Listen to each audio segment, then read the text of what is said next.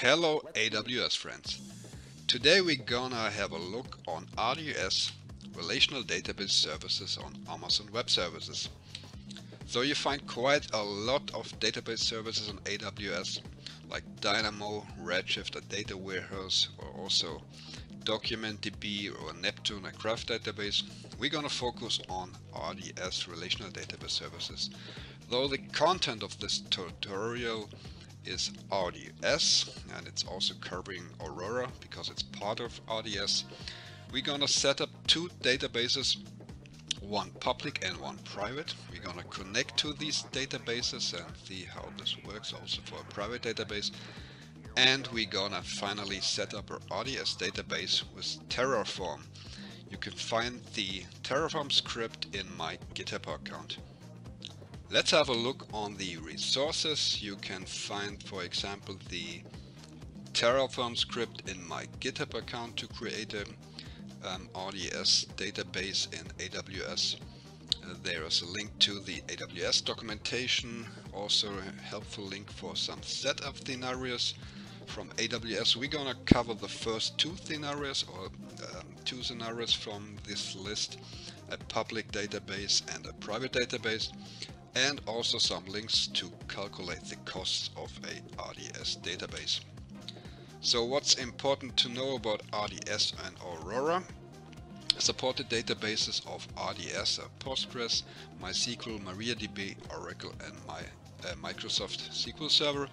Aurora, which is kind of a premium managed service of RDS with some additional features, also a little bit more expensive, only supports Postgres and MySQL, important to know.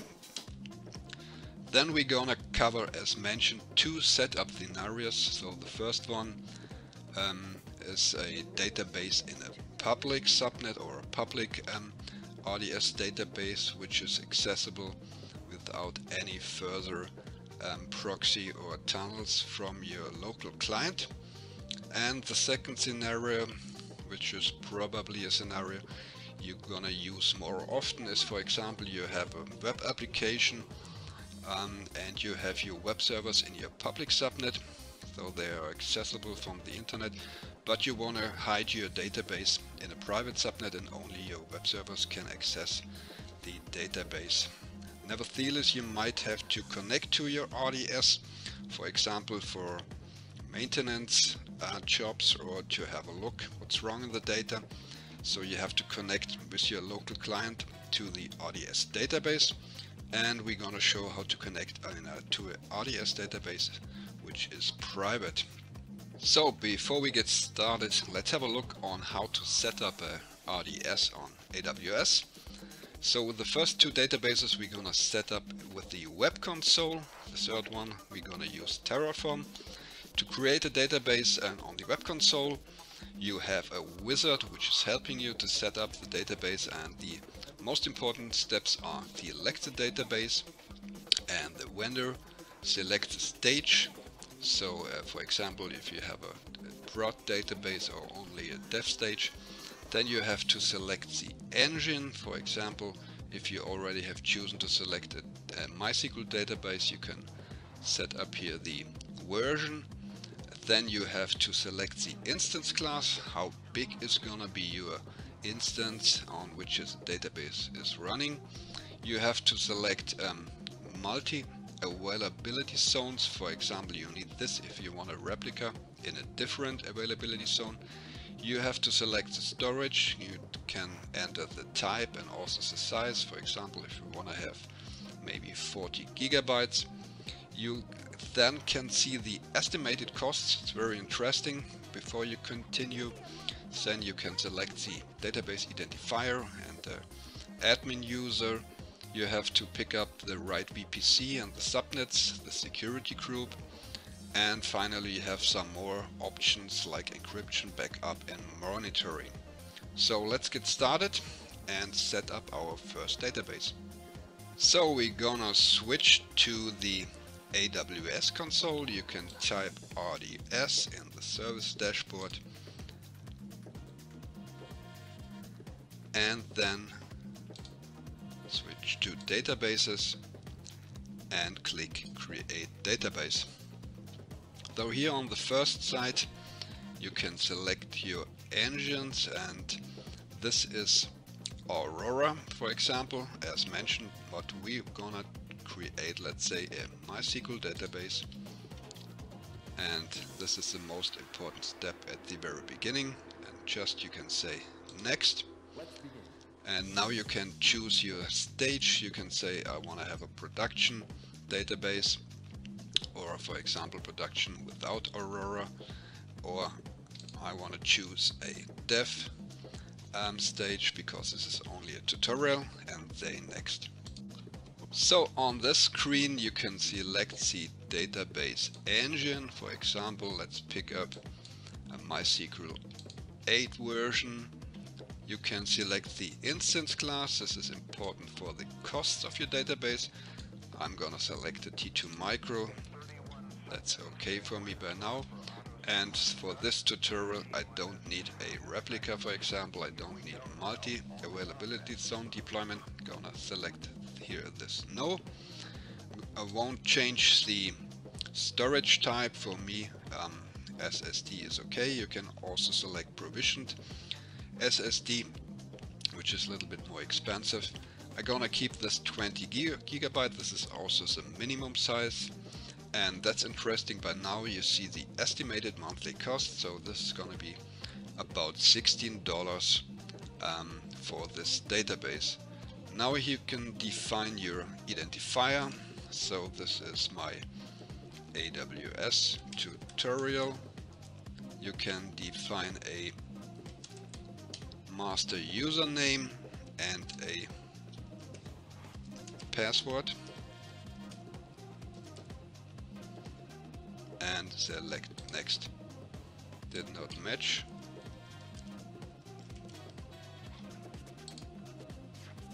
On this screen you can define your VPC, where your database is gonna be placed. I'm gonna select my VPC. You can just keep this to create a new database subnet group. I don't have one defined yet, so let's create a new one. This is important. Here you can define if your database is gonna be public accessible or not. For my first database, I'm gonna say yes. For the second one I'm gonna select the option no, and this is not gonna be public accessible, but nevertheless we're gonna connect also to the database. I have no preference in the availability zone. If you have one, select one.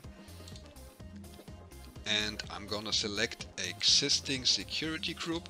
I already have created a private and a public security group. We're gonna have a look on the security groups in advance, because I'm going to create a public database. I want to have a public database. I didn't select this. I'm going to select also my public security group. So let's enter a name for my database. So this is gonna be test. This is the default port for MySQL. I'm gonna keep everything here on default. I won't use encryption. Anyway, for my small instance, no encryption is available. You have to select a bigger instance class to enable encryption.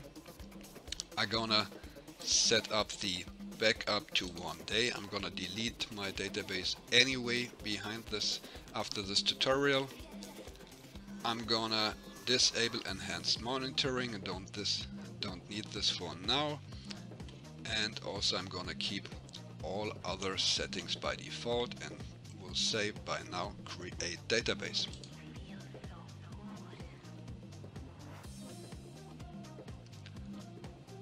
So now my instance is being created. This is gonna take a while. And meanwhile this is creating, I'm going to pause this video and also create a second database which is gonna be private. So I'm doing the same step, but just select it's gonna be not public accessible, it's gonna be private. So my two databases are ready. I have my public database and my private one. Let's have a look on them and see how we can connect to these databases. So this is my public database. Important for both of them is of course the endpoint and the port. And you will of course also need the user and the password. What else is important?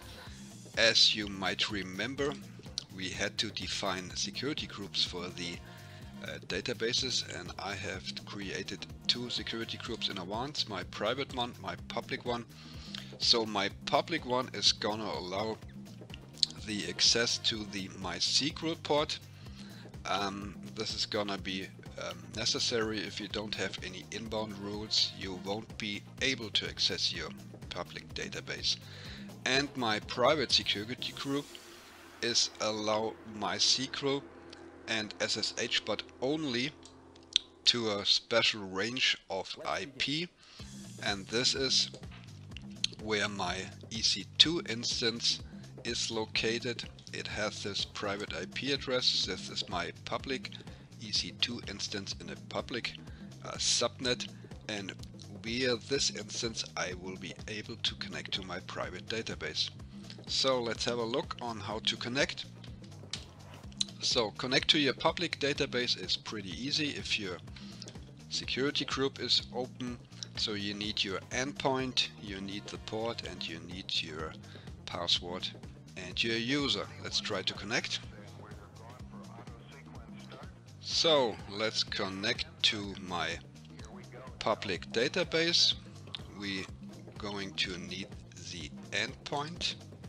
This is my public data point, and this is my public database, and this is my endpoint for this database. And now let's have a look. This is my database client, dbeaver.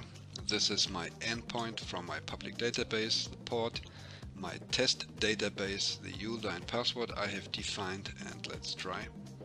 Yes, we gonna connect, and that's all you have to do. And by now we should see also our test database, which was created when creating the database. So connecting to a public database was quite easy. Now let's try to connect to our private database. We won't be able to connect straight ahead, so we're going to need a EC2 instance or a bastion host in our public subnet, and we can use this as proxy and SSH into our EC2 instance and then connect to our private database. You can use, for example, this command. This is gonna create a SSH tunnel for you. What you're gonna need is a key pair to connect to your EC2 instance, the endpoint, this is my endpoint of my private database, and the host IP, the public IP of your EC2 instance you're using. And now you can connect to your database by entering this local IP address as host. This is the port I'm forwarding to port 9000, and then using your user and your password. Let's have a look. So this is my public IP address. This I'm gonna connect with my public instance. I'm gonna connect with its public IP address, and as you already have seen, my private security group is going to allow traffic to my EC2 instance only to this IP range, which is a public subnet, and the public security group is going to allow to SSH me to this machine. Now let's try. And now I have created this channel, and I'm going to have a look. This is my local IP address. This is the port 9000.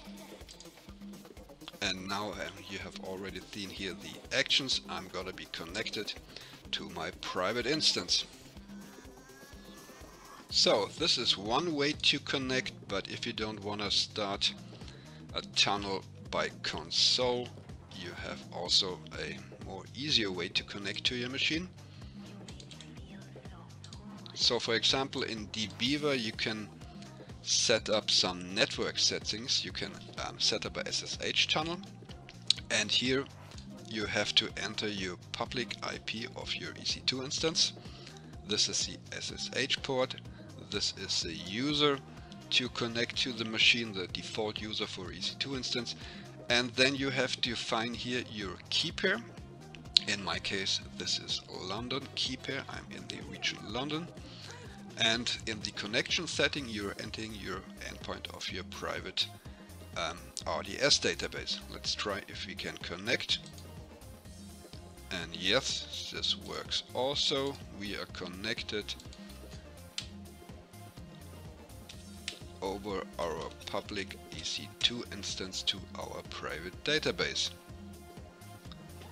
Now we have connected to our database. Let's create a third database, but this time with Terraform, with infrastructure as code. The best way to set up always resources on AWS is using CloudFormation or Terraform, so you can reuse your stacks or your scripts to set up the same resource in a different region or different account.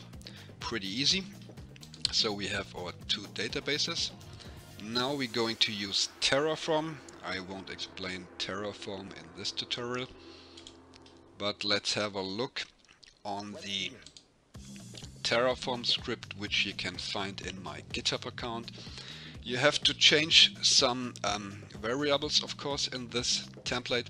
So everything starting with var you have to change. So for example, you have to change here the password and enter a value in here.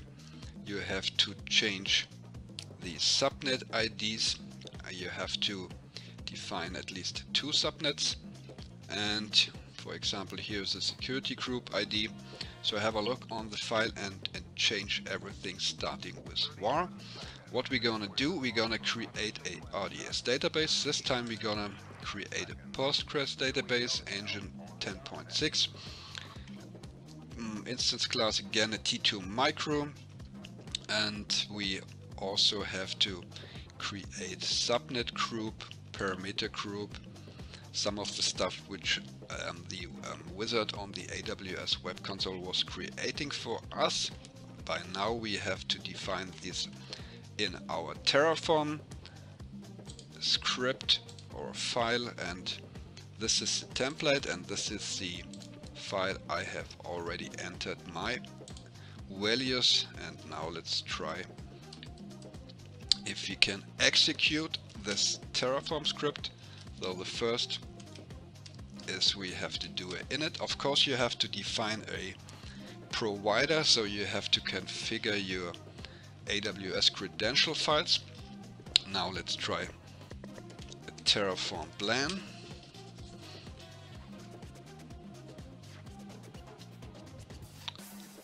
And this is gonna tell us what he's going to create.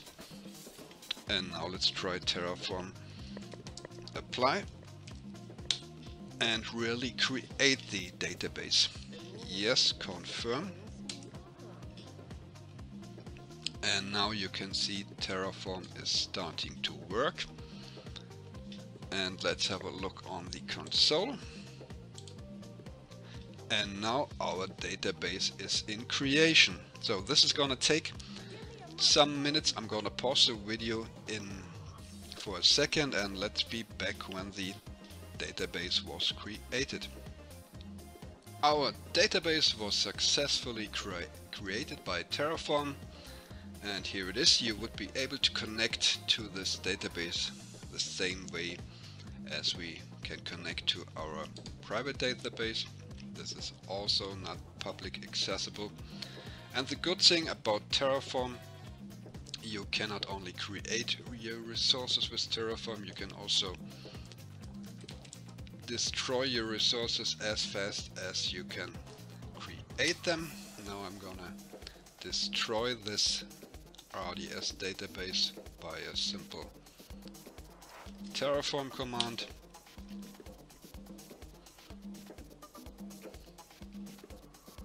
And now we should see the database is deleting. So far for RDS on AWS. Thanks for listening, and see you on the next tutorial.